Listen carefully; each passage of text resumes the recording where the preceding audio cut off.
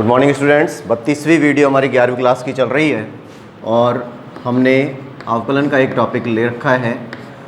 तो कक्षा 11 में विषय गणित की बात कर रहे हैं। आप देखिए इधर, इसमें हमने जो काम किया था, एक टॉपिक हमने पढ़ा था differentiation of a function of function.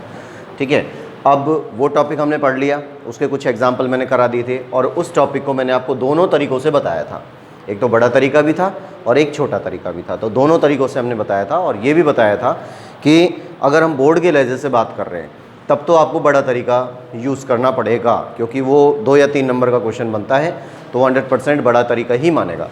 लेकिन अगर किसी कंपटीशन में हम जा रहे हैं और कोई कंपटीशन में इस तरह का कोई क्वेश्चन आ जाता है तो ऑप्शन वाले क्वेश्चंस होते हैं वहाँ पर, है ना, MCQs आती हैं वहाँ पर, तो उसमें आपको डायरेक्ट वाला तरीका यूज़ कर लेना है, क्योंकि वो 1 नंबर का क्वेश्चन होगा। या अगर 1 नंबर में क्वेश्चन बोर्ड में भी दे दिया जाए इस टाइप का जो फंक्शन ऑफ फंक्शन का है, तो फिर आप उसको इस शॉर्टकट ट्रिक से कर सकते हैं। ठीक है, तो ये स्थिति आपको ध्यान रखनी है। आज हम उसके कुछ और एग्जाम्पल ले रहे हैं, है ना, तो थोड़ी सी और प्रैक्टिस हो जाएगी। जैसे मान लीजिए एक क्वेश्चन हमारे पास ये आया कि y = sine inverse under root sine x, जैसे ये आ गया। ठीक है, तो y = sine inverse under root sine x. ठीक है, ये स्थिति आई। अब दिखने में अजीब लग रहा है और पहचान के लिए मैं दोबारा बता दूं कि अगर कोई बच्चा नया आया हुआ है इस वीडियो में, तो पहले जब तक आप पुराने वीडियो नहीं देखेंगे तब तक ये चीज़ समझ में नहीं आएगी।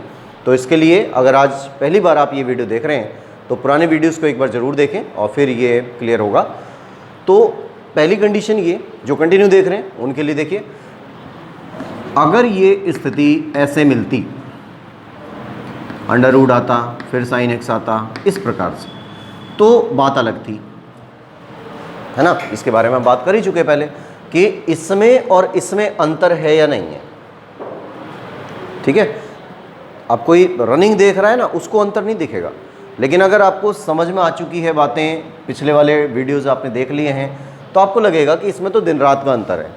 क्यों है वो दिन रात का अंतर? क्योंकि यहाँ आ रहा है साइन इनवर्स और साइन इनवर्स के बाद ये आ गया रूट साइन एक्स, और यहाँ पर क्या आ रहा है साइन इनवर्स एक्स, है ना, और फिर ये, तो ये दोनों आपस में सेपरेट हैं, अलग अलग फलन हैं, पर ये अलग अलग नहीं हैं। साइन इनवर्स इसके, ये जो कंडीशन है इसके साथ मिक्स हो रहा है, इसको मिश्रित फलन भी बोल देते हैं। तो ये इसमें मिक्स हो गया, यानी डिपेंड किस पे कर रहा है, एक्स, जो साइन एक्स है वो एक्स पे डिपेंड कर रहा है। फिर ये जो अंडर रूट साइन एक्स है, ये वो sine inverse x, sine inverse x under root sine x पर डिपेंड कर रहा है। तो एक दूसरे पर ये कह सकते हैं हम कि डिपेंड हैं, ये डिपेंड है, तो इनको क्या बोलेंगे, फंक्शन ऑफ फंक्शन, है ना। और इनका डिफरेंशिएशन हमको करना है, तो क्या करेंगे, पहले हम वही बड़ा तरीका यूज़ करते हैं, बाद में छोटा। मैंने दोनों तरीक़ों से आपको बताया है और दोनों तरीके हम यहाँ पर यूज़ करेंगे। ठीक है, जैसे करिए शुरुआत, इसको, इस वाले को, पूरे को पहले हमने u मान लिया, तो माना u बराबर अंडर रूट साइन एक्स। ठीक है, ये u मान लिया। फिर v बराबर साइन एक्स हो गया, v बराबर साइन एक्स हो गया, तो u बराबर रूट साइन एक्स और v बराबर साइन एक्स हो गया, कंप्लीट। उसके बाद में क्या काम करना है, जब हम यहाँ तक काम कर लेते हैं तो इस v के मान को इसमें रख देते हैं, तो u बराबर अंडर रूट v आ गया, है ना। v बराबर साइन एक्स है, इस साइन एक्स को हमने यहाँ पर रख दिया, तो u बराबर रूट v हो गया। इस u के मान को यहाँ रख देते हैं, तो y बराबर हो जाता है साइन इनवर्स u।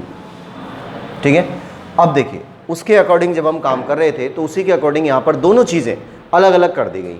जैसे साइन इनवर्स u हो रहा है और v बराबर साइन एक्स आ रहा है, तो दोनों बातें हो गई, दोनों अलग अलग हो गए, रूट अलग हो गया। अब तो जैसे ही हम आगे बढ़ते हैं तो हमने ये भी देखा कि u और v यहाँ पर 2 फलन आए, है ना, u और v 2 फलन आ रहे हैं। तो आपको एक शॉर्टकट नियम बता दिया था कि भाई 2 फलन आ रहे हैं तो आप dy/dx के लिए 3 पार्ट बनाएंगे। 3 पार्ट आए तो dy/dx बराबर dy/du, du/dv और dv/dx, है ना। ये बन गया समीकरण नंबर 1 हो गया यहाँ तक। फिर उसके बाद में समीकरण नंबर 1 ये हो गया। अब आपको करना है y को u के सापेक्ष, u को v के सापेक्ष, v को x के सापेक्ष, 3 बार ये काम करना है। तो y और u की लाइन देखिए कौन सी आ रही है, यानी ऐसी कोई लाइन जिसमें y और u दोनों आ रहे हैं। तो y ये आ रहा है, u ये आ रहा है, तो ये वाली स्थिति बन गई। यहाँ से आ जाता है y बराबर sine inverse u। Sine inverse u है, इसका अवकलन कर दिया u के सापेक्ष, तो साइन इनवर्स u का 1/√1 माइनस u स्क्वायर, ठीक है। फिर u का v के सापेक्ष, है ना, u और v एक लाइन में कहाँ पे आ रहे हैं, इस लाइन में आ रहे हैं u और v, तो u बराबर √v। फिर du/dv आ जाएगा। √v का क्या होता है, √v का हो जाता है 1/2√v, है ना। फिर v का x के सापेक्ष आ जाइए यहाँ पर, तो v बराबर साइन x, यानी v और x दोनों एक लाइन में कहाँ से आ रहे हैं, यहाँ से आ रहे हैं। तो ये हो जाता है dv/dx बराबर साइन x का cos x। तो ये समीकरण नंबर 1 है, ये समीकरण नंबर 2 हो गया, ये 3 हो गया और ये वाला 4 हो गया, ठीक है। तो समीकरण 2, 3, 4 से मान निकाल कर समीकरण 1 में रखना है। तो समीकरण 1 में समीकरण 2, 3 और 4 से मान रखने पर, है ना, मान रख दिया तो वैल्यू क्या आ जाती है, dy/dx बराबर dy/dx हो गया।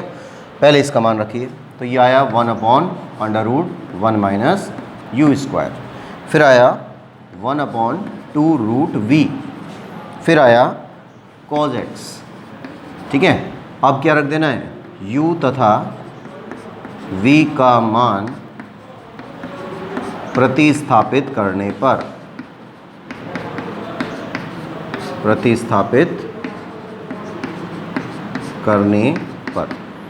करिए मान इसका, तो dy/dx आ गया बराबर 1/√1 माइनस u स्क्वायर, तो u का मान रखना है, u का मान ये आ रहा है, इस मान को रखिए यहाँ पर 1/√1 माइनस u की जगह पर ये वाला पूरा मान, तो आ गया √sin x का होल स्क्वायर, है ना।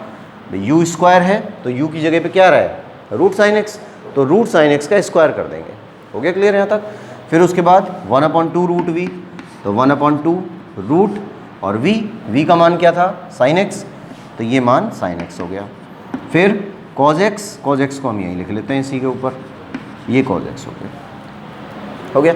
अब कुछ और भी चेंज हो रहे हैं, क्या क्या चेंज हो रहे हैं देखिए, dy/dx बराबर 1/√1 माइनस रूट भी है और स्क्वायर भी है, कट जाएंगे, रूट से स्क्वायर कट जाता है, तो क्या बन जाता है यहाँ पर, केवल sin x, यहाँ sin x आ गया। फिर 2 को यहाँ लगा लेते हैं और यहाँ पर आ जाता है √sin x और cos x ऊपर लिख लेते हैं, है ना। तो ये इसका आंसर हो जाता है। इस तरह से हम श्रृंखला नियम को हल करते हैं, चेन रूल भी बोलते हैं ना इसको। अब बात करें कि भाई इसको शॉर्टकट रूप में कैसे हल कर सकते हैं, तो शॉर्टकट के लिए तो इतनी जगह काफ़ी है, बस क्या करना है, देखिए तरीका बताया गया था कि y बराबर साइन इनवर्स √sin x, ये आ रहा है। तो आपको जब अवकलन करना है तो डायरेक्ट हम करेंगे, और डायरेक्ट अवकलन के अंदर जब कंडीशन आ रही है कि साइन इनवर्स और थीटा या साइन इनवर्स x आ रहा है, तो क्या स्थिति बनी, साइन इनवर्स x, ये पूरा x है, साइन इनवर्स x पूरा का पूरा, है ना। तो साइन इनवर्स x का क्या होता है, 1/√1 माइनस एक्स स्क्वायर, मतलब इसका स्क्वायर करेंगे, तो जब इसका स्क्वायर करेंगे तो साइन x आएगा, हो गया सीधा, है ना। फिर उसके बाद में रूट का करेंगे, पहले रूट भी तो आता है, रूट का करेंगे तो 1/2√x हो गया, x की जगह पर साइन x चल रहा है। फिर साइन x का करेंगे तो cos x आ गया, आप देखिए यही आंसर आ गया, हो गया। जब इनको सेट कर देंगे तो यही कंडीशन हमारे पास आ जाती है। तो ये स्थिति हम कब यूज़ करेंगे, जब हम कोई ऐसा क्वेश्चन कर रहे हैं जो ऑप्शंस में आ रहा है, तब तो आप ये वाला विधि का प्रयोग करते हैं। लेकिन अगर बोर्ड की हम बात कर रहे हैं और एक से ज़्यादा नंबर के क्वेश्चन हमारे पास हैं, 2 नंबर का है, 3 नंबर का है, तो हमें फिर ये वाला तरीका यूज़ करना है। क्लियर है यहाँ तक? तो इसको उतारिए, स्क्रीनशॉट लें इसका, और उसके बाद फिर हम आते हैं अपने नेक्स्ट क्वेश्चन पे। अगला उदाहरण लेते हैं।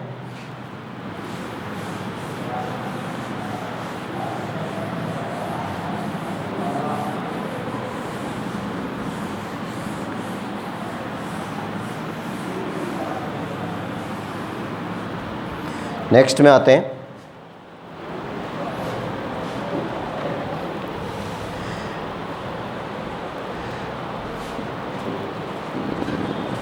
log x square.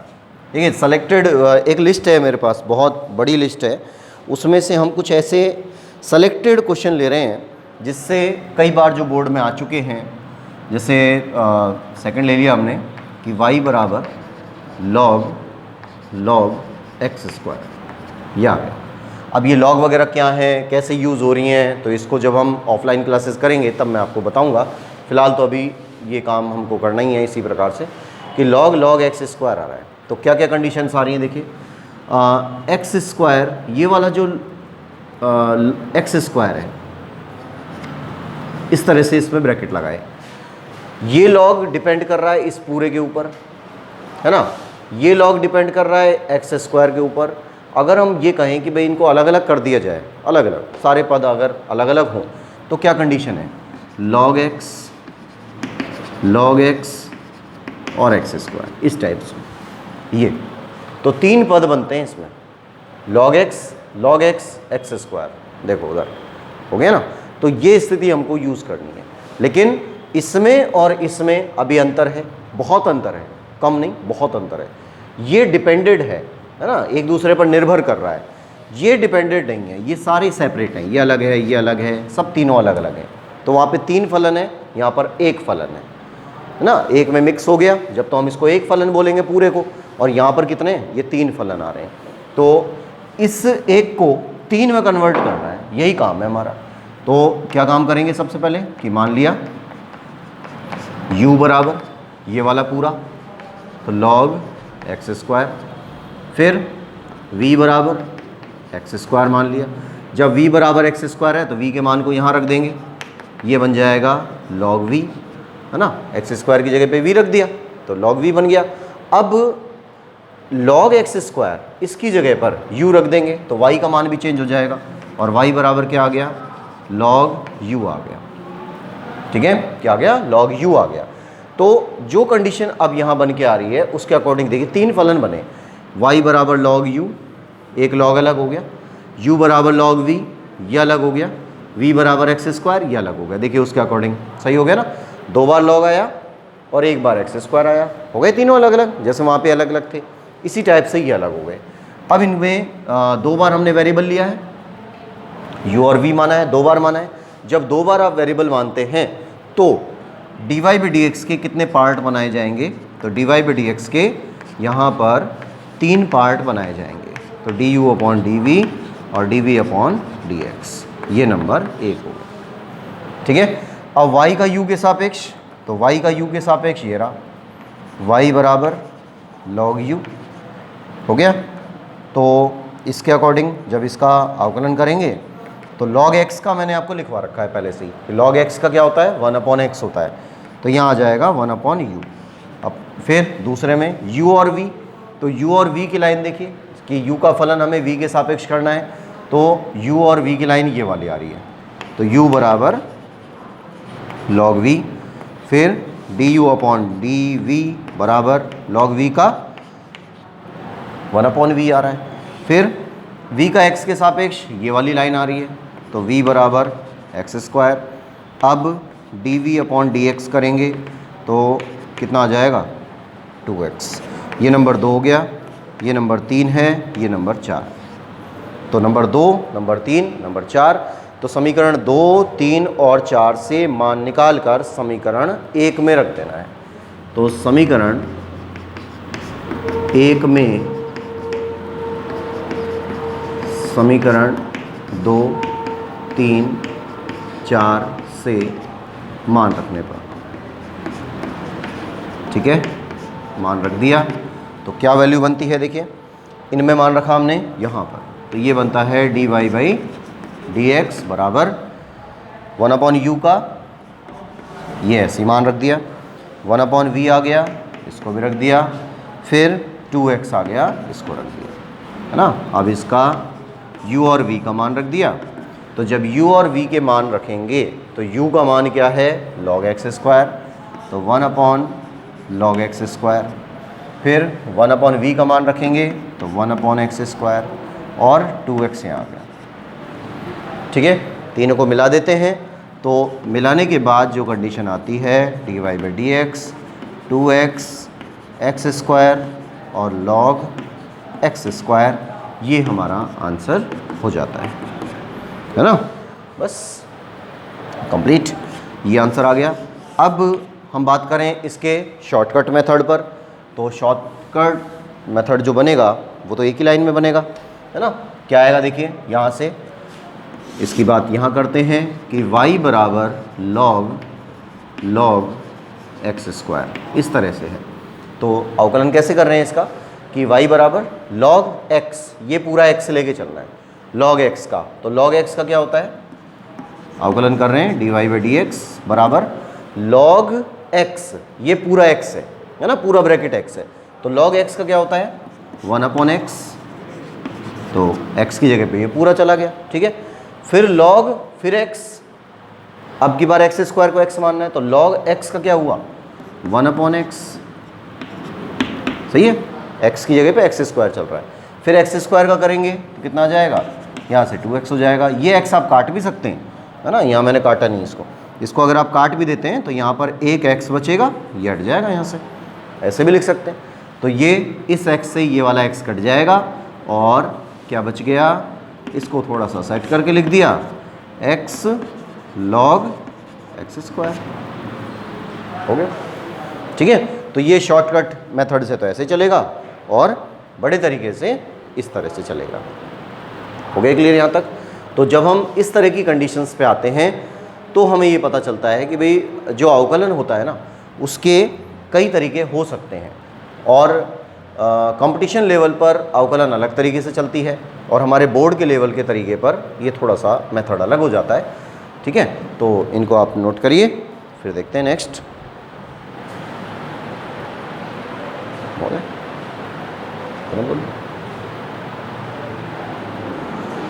Next video में फिर और इसके एग्जाम्पल लेते हैं।